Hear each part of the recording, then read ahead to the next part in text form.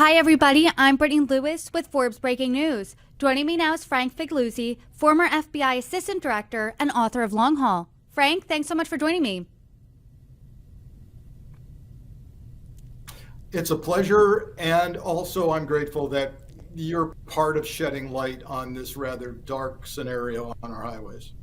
Of course, it was a really disturbing trend, what you uncovered, what you ended up following, and that's the trend of murders on the United States highways. There's hundreds of them, and a lot of them at the hands of truck drivers. So can you talk to us about that trend and why we are seeing it? Yeah, so Long Haul is the true crime account of the FBI's Highway Serial Killings Initiative. And the numbers in that initiative are staggering. In fact, they were shocking enough to get me out there back on the road as an investigator, riding long haul over 2,000 miles. So here are the numbers that are part of the initiative. 850 murders alongside our nation's highways, almost entirely sex trafficked women. There are currently 200 of those murders that are considered active and unsolved. And when I asked the FBI, how many suspects are you looking at in those unsolved cases, the answer was 450. Those numbers are staggering. And you talked to the analyst who led the Highway Serial Killings Initiative. What was your biggest takeaway from that conversation? Because a really interesting passage of the book, if you don't mind, is how she was able to compartmentalize. She was eating her lunch, looking at really grisly details. She was able to compartmentalize. But what were your takeaways from the conversation?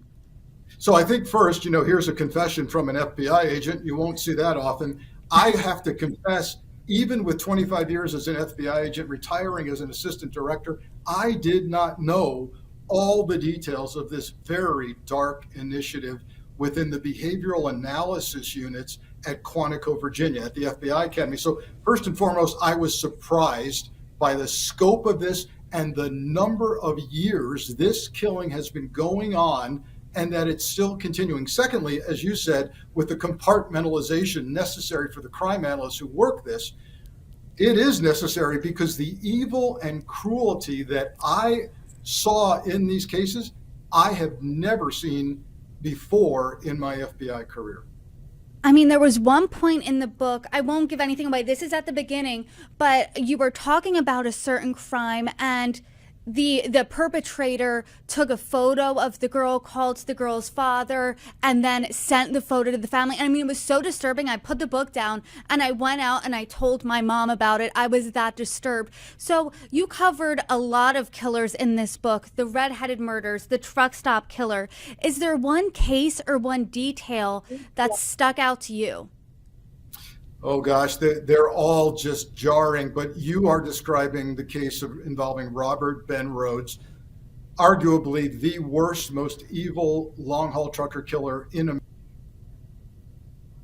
American history. 50 murder victims over several years, and he was only arrested when an Arizona state trooper saw his rig with hazard lights flashing alongside the highway. The trooper strolled up to the rig and heard a woman screaming. She was shackled naked in a makeshift torture chamber within the rig, and that began the unraveling of Robert Ben Rhoads. Now, the photo you're describing was his last known murder victim. 14-year-old Regina Walters was hitchhiking with her boyfriend outside of Houston. He grabbed them, he killed the boyfriend, and then for several weeks proceeded to rape and torture Regina. And that ghastly photo was her last known photo alive that Rhoads took of her. She was pleading for her life. To really get inside the mindset of a trucker, you actually went on a week-long ride-along, not with a serial killer, but a trucker that you named Mike in the book. Can you talk about that experience for us? Yeah, I mean, there's some good news here generally, which is, look, if Mike represents the future of modern day trucking, then we're in good hands. He's bright. He's passionate about his profession. But Yes, I had to put my investigator hat back on. I wanted to experience this. We happened to ride flatbed, so that's a unique kind of long haul trucking. We were physically engaged with the load. We were part of the U.S. economy, as all truckers are. I mean, the economy of trucking is staggering. Last year alone, $875 billion in gross freight revenue. Grocery stores would run out of groceries in 3 days if truckers stopped trucking. And we were part of that. We were hauling drywall for the housing industry, flooring and lumber for housing, aluminum rods that ended up being delivered to a Department of Defense ammunitions manufacturer. So I learned a lot.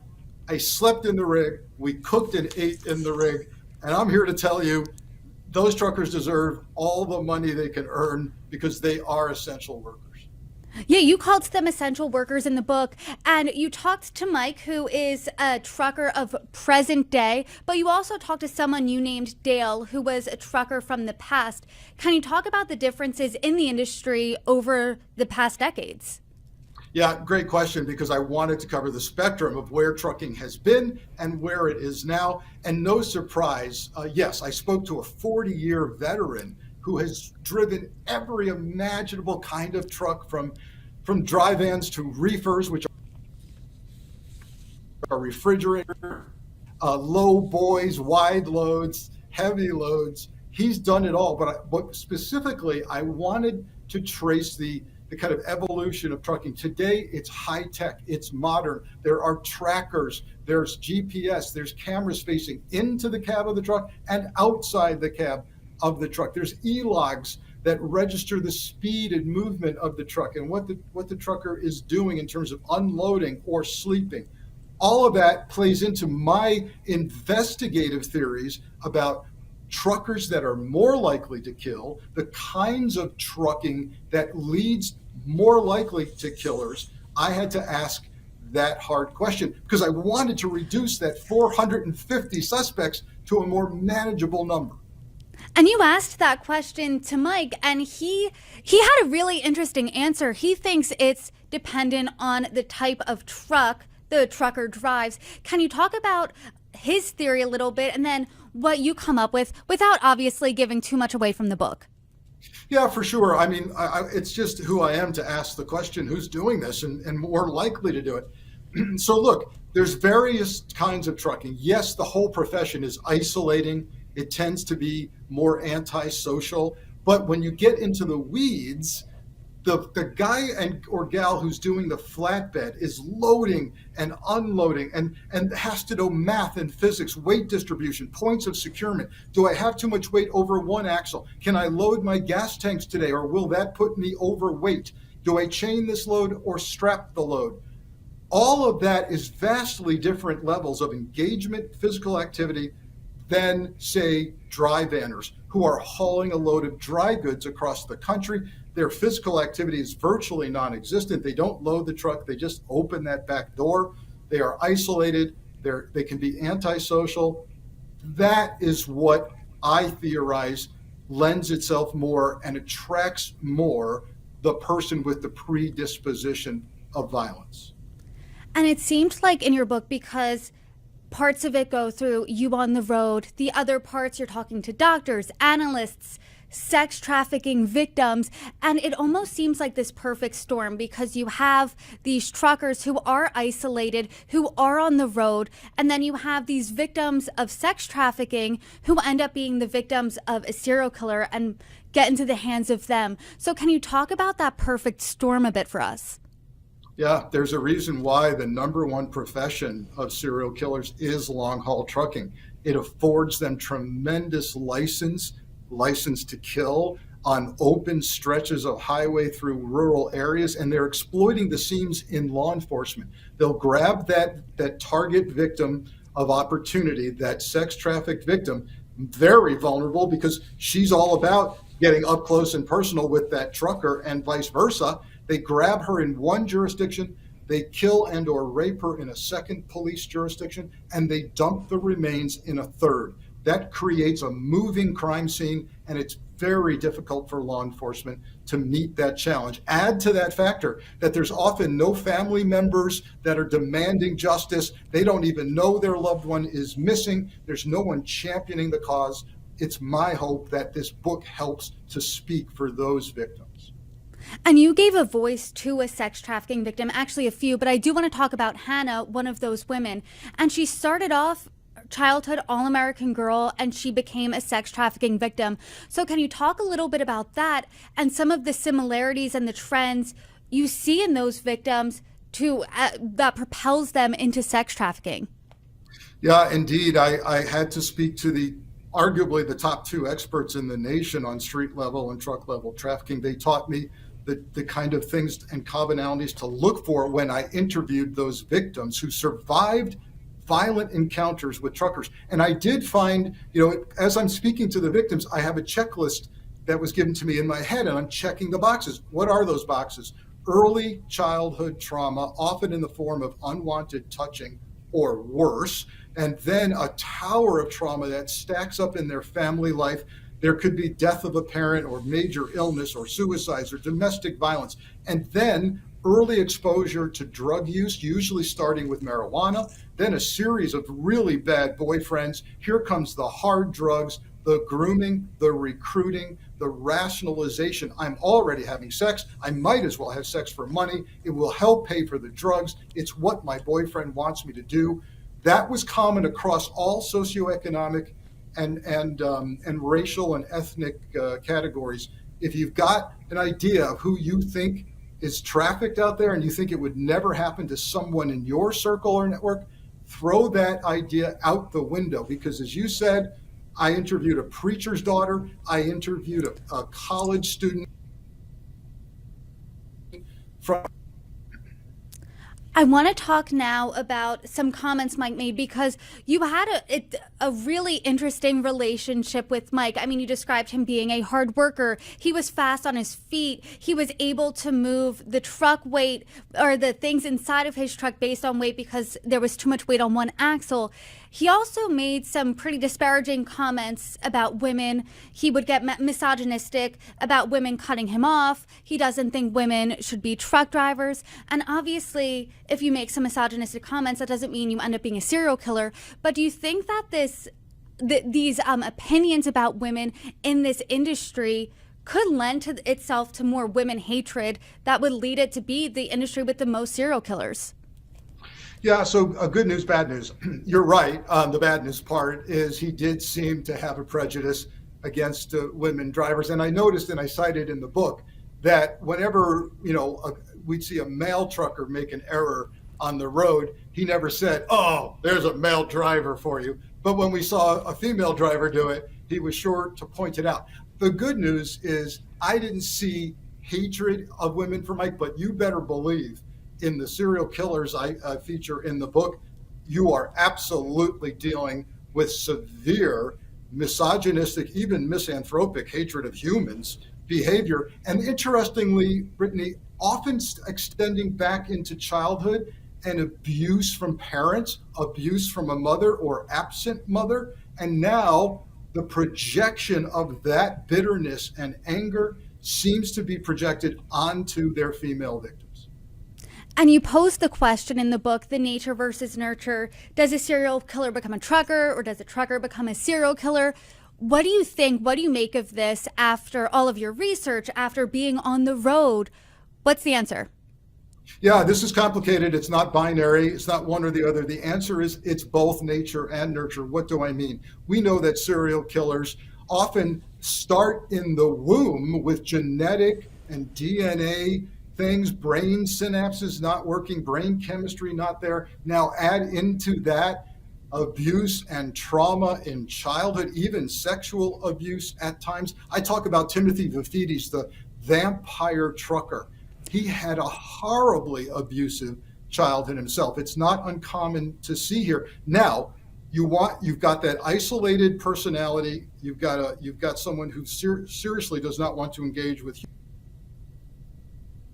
humans, health situation, and they seem to gravitate toward that number one profession for serial killers, long haul trucking. And once they get into that profession, it suddenly dawns on them that they literally could get away with anything if they wanted to.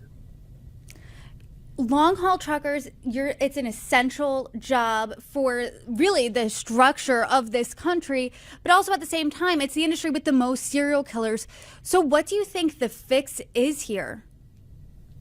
Yeah, I didn't want to write just the book that said, here's a scary problem, have a nice day. I wanted to offer solutions, success things that I've seen out there. So let's talk about trucking, for example. In the trucking part of the book, I offer some mitigation of risk. For example, we've got to get better at vetting and background investigation of our truckers. I talk about second chance programs in long haul trucking that I think in concept are excellent. They hire ex-cons, give them gainful employment, and make them part of our society again. I'm all for that. But if you are willy-nilly strategically hiring all comers, regardless of what offenses they've committed, then you're failing us in terms of safety. You got to get in the weeds on their offenses.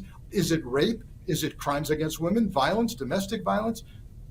Those things need to stay out of trucking and hiring. Also, training. I'm a big advocate for spending a half an hour during your commercial driver's license training, your CDL training, for awareness, for anti-trafficking. There's a private group out there called Truckers Against Trafficking, or TAT, that trains truckers. They give Hero Trucker Awards every year for truckers who spot trafficking and rescue someone. So that's all good. And then the health situation, Brittany, this is such an unhealthy career. Eating right, exercising, virtually impossible on the road. And I think we've got to get healthcare incentives with the big corporate companies and get those drivers some incentives to get healthier. You were in the FBI for 25 years. I mean, you saw crime every day. This was your field. Covering this, what surprised even you as an former FBI director? Yeah, two things. First, the cruelty and level of violence in these particular killings, the trucker killer, was unlike any I've ever seen.